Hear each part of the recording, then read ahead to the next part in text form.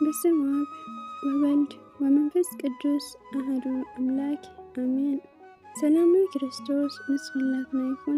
ፍቕራት ስድራ እግዚአብሔር ናይ ምሕበር ሕመሬኖ ተራድኦ ቻናል ተኸታተልቲ ከመይ ቀኒኹም? እግዚአብሔር ይመስገን ኢልና ከመስግኖ ናቱ ቅዱስ ፈቃዱ ይኹን አሜን። እሽምባር ፍቕራት ስድራ እግዚአብሔር ለዛሬም እግዚአብሔር ቢወድና ቢፈቅድ ጉዞ ወደ እግዚአብሔር ካብዝና የእውነቱ ነዳ መጽሐፍ መበል 14 ክፍል ክነንብብ ኢና። እግዚአብሔር ይርዳን።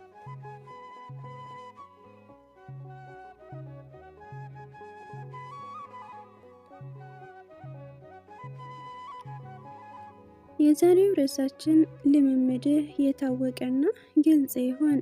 ልምምድህ የታወቀና ግልጽ ይሁን። ለምሳሌ 14ቱም የፍቅር ባህሪያት ወይም ሁኔታዎች ቅዱስ ጳውሎስ በአንደኛ ቆሮንቶስ 13 ላይ እንደገለጻቸው ሁሉንም በአንድ ጊዜ ሊለማመድ ብለህ አትነሳ። ነገር ግን አንዱን ባህሪ ለአንድ ጊዜ ልምምድ በቂ አድርገህ ያዘው። አያያዝህ ትልቅ ትኩረት ያደረክበትና ውጤቱም የሚያመለክት እንዲሆን ታገል። የምትለማመደውን ነገር የቃሉን ትርጉም እንኳን ሳታውቅ አትጀምረው። በቅድሚያ ትህትና፣ ፍቅር፣ የዋህነት፣ አርምሞ የመሳሰሉትን ከነዝርዝር ምንነታቸው መርምረህ ተረዳ። ግልጽ ሆኖ ካልታዩ በቀር ውስጥ ምንም ይሆናል። ግልጽ ሆኖ ካልታዩ በቀር ውስጥ ምንም ይሆናል። ልምምድህ ከሰዎች ሞገሳና ክብር ለመሻት አይሆን። ሰዎች ባሞገስህ ባከበሩህ ቁጥር ጉድለትህና ኃጢአትህን አስብ። ዋጋ በሰዎች አፍ ውስጥ ወይም በዚች ምድር እንዳይቀርብህ ተጠንቀቅ። ዋጋ በሰዎች አፍ ወይም በዚች ምድር እንዳይቀርብህ ተጠንቀቅ።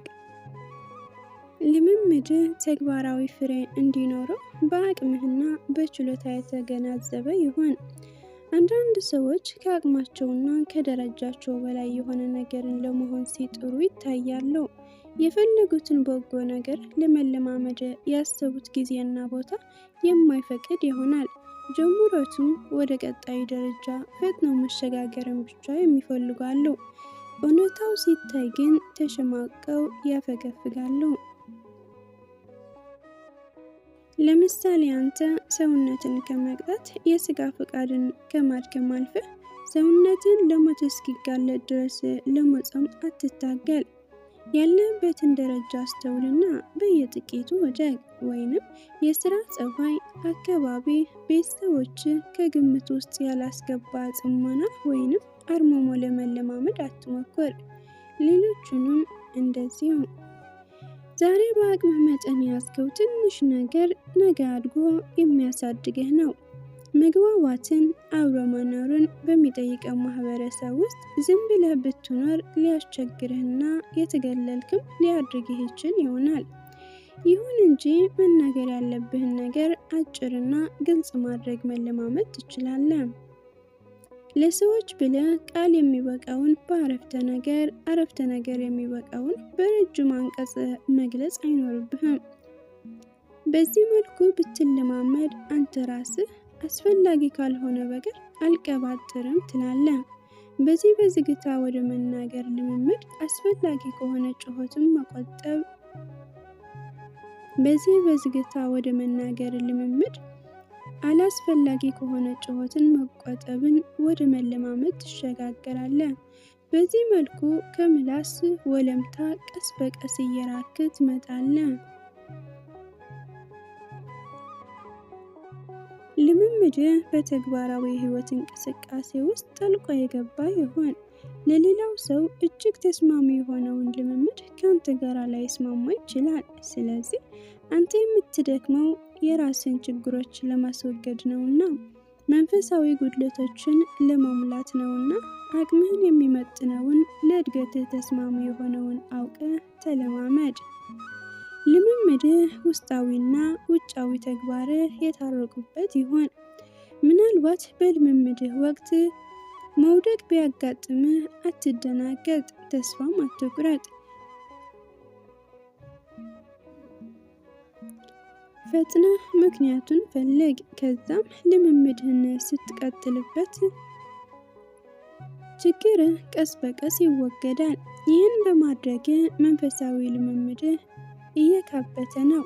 ጠላትህ እንዴት ጦርነት እንደሚከፍትብህ፣ እንዴት እንደሚዋጋ ጠንቅቀህ እወቅ። እናም ለመከላከል ለማሸነፍ ተዘጋጅ። 1 ጴጥሮስ ምዕራፍ 5። ይህንን በመሰለ ልምምድ ውስጥ ብዙዎች ለሌሎች ተርፈው ማስተማር ችለዋል። ከህይወት ብዙ ተምራ ብዙ ልምድ ያላት ሆና ልጇን በሚገባ እንደምታስተምርና እንደምትጠቅም እናት ማለት ነው። ከወደቅክባት ቅጽበትና ከሁኔታዋ ተማር። ያችን ስህተት ዳግመኛ ላለመፈጸምም ተለማመድ። ይህች የትህትና ምንጭ ናት። በዚህ መልኩ የምትማር ከሆንክ በመልካም ስራ ብቻ የምትመጻደቅ ልትሆን አትችልም። በተጨማሪ ከስህተት መማርህ ለደካማውና ለኃጢአተኛው ሊኖርህ የሚያስፈልገው ርኅራኄ ያፈልቅልሃል። ጎደሎነት ለተስፋ መቁረጥ ሳይሆን በመዳን ተስፋ በጌታ ፊት ተንበርክከህ ሰግደህ እየጸለይክ ምሕረቱን የምትጠይቅበት ግፊት ይሁን። አሁንም ኃይሉና ጸጋውን እንዲያበዛልህ መለመን አታቋርጥ። ደግሜ እልሃለሁ፣ በጭራሽ ወደ ኋላ አትመለስ።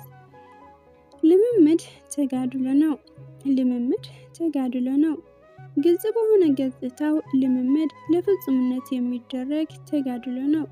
ልብን ንጹህ ለማድረግና ትክክለኛ የእግዚአብሔር ማደሪያ እንዲሆን ለማስቻል የማድረግ ጥረት ነው። በአንድ መልኩም ተጋድሎ ብቻም ሳይሆን ማንነትን ለእግዚአብሔር ማስረከብ የሚቀርብ መጠየቅ ወይም ጸሎት ነው። ግን እንዴት? በቃል ደረጃ ብቻ ፍላጎታቸውን ለእግዚአብሔር የሚያቀርቡ ብዙ ናቸው። ልባቸው ይሸዋልና በጸሎታቸውም ይህንኑ ይጠይቁታል። እነዚህ መሰል ሰዎች የሚያስፈልጋቸው ታላቅ ነገር መንፈሳዊ ልምምዳቸውን መቀጠል ነው። ከማይነገር ፍቅሩ የተነሳ መንፈሳዊ ነገርን ስናስብ፣ ስንሰራ በውስጣችን የሚሰራውና የሚኖረው እግዚአብሔር ነው። ልምምዳችን ውጤታማ ሆኖ ተጋድላችን ብንፈጽምና በእኛ የእግዚአብሔር ስም ቢከብር ከዚህ የበለጠ ደስታ የለም። እግዚአብሔርን ለመምሰል ግን ራስን አስለመድ። እግዚአብሔርን ለመምሰል ግን ራስን አስለመድ። ሰውነትን ለስጋዊ ነገር ማስለመድ ለጥቂት ይጠቅማልና እግዚአብሔርን መምሰል ግን የአሁንና የሚመጣውን ሕይወት ተስፋ ስላለው ለነገር ሁሉ ይጠቅማል። ይህ ቃል የታመነ ሁሉ እንዲቀበሉት የተገባ ነው። 1 ጢሞቴዎስ ምዕራፍ 4። ምዕራፍ 6 ጾም። ጾም ማለት መከልከል፣ መታቀብ፣ መወሰን ማለት ነው። ከምግብና ከመጠጥ ብቻ ሳይሆን ስኬታማ መንፈሳዊ ሕይወትን ከሚያደናቅፉ ማናቸውም እኩይ ተግባራት መራቅና መከልከል በራሱ ወደ እግዚአብሔር መጓዝ የሚቻልበት መንገድ ነው። ራስን መግዛት፣ ስሜትን መግራት፣ ጸጋን መጠበቅ፣ ራስህን መሆን የሚቻልበት ትልቁ የመንፈሳዊ ቁልፍ ጾም ነው። መመገብ፣ መጠጣት፣ ሰውነትን ደስ የማሰኘት ስሜትም ግዴታም ነው። መመገብ፣ መጠጣት፣ ሰውነትን ደስ ማሰኘት ስሜትም ግዴታም ነው። ይህንን እያወቀ ራሱን ለተወሰነ ጊዜያት መቆጠብ የቻለ ሰው በምንም ጉዳይ ላይ ቁርጥ ውሳኔን ወስኖ መፈጸም የሚችል ሰው ለመሆኑ አስረጅ ነው። እውነተኛ ክርስቲያን ስሜት የሚመራው ሳይሆን ስሜቱን የሚመራ ነው። ሕይወቱን በጾም የመራ ሰው ሌሎች የኃጢአት ጽንሶች ሊፈትኑት አይችሉም።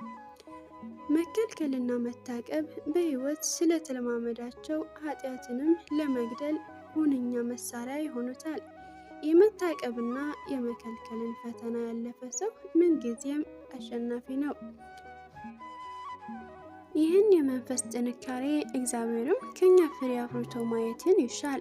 በመጀመሪያዎቹ ሰዎች አዳምና ሔዋን ፊት ተቀምጦ የነበረ ነገር ቢኖር ራስን የመግዛት የመቆጠብ ፈተና ነው። በገነት ካለው ፍሬ ሁሉ ብሉ፣ ነገር ግን መልካምና ክፉን ከሚያሳውቀው ከዚህ ዛፍ ፍሬ አትብሉ። ራስን የመግዛት ጥያቄ የሰው ልጆች ታሪክ መጀመሪያ ነው። ለደካሞች እንደሚመስላቸው ራስን መግዛትና ታዛዥ መሆን ነፃነትን ጥያቄ ውስጥ የሚከት ጉዳይ አይደለም። ይልቁንም ራስን መግዛት የሥጋ ሳይሆን የመንፈስ ፍሬ ነው። ጥበበኛው ሰሎሞን የራሱን ያልተገደበ የደስታ ፍላጎት በተመለከተ የተናገረው ለዚህ ጉዳይ ጉልህ ማስረጃ ይሆነናል። ዓይኖቼንም ከፈለጉት ሁሉ አልከለከልኳቸውም፣ ልቤም በድካሜ ሁሉ ደስ ይለው ነበር። መጽሐፈ መክብብ ምዕራፍ 2። ስለዚህ ጥበቡን አጣ፣ አምላኩንም በደለ። ሰሎሞንም ሲሸመግል ሚስቶቹ ሌሎች አማልክት ይከተል ዘንድ ልቡን አዘነበሉት። የአባቱን የዳዊት ልብ ከአምላኩ ከእግዚአብሔር ጋር እንደነበረ የሰሎሞን ልብ እንዲሁ አልነበረም። አንደኛ መጽሐፈ ነገሥት ምዕራፍ 11። እግዚአብሔር ቢወድና ቢፈቅድ ስለ ጾም በሚቀጥለው ሳምንት በሰፊው የምናነበው ይሆናል። የዛን ሰው ይበለን። ወስብሐት ለእግዚአብሔር ወለወላዲቱ ድንግል ወለመስቀሉ ክቡር አሜን።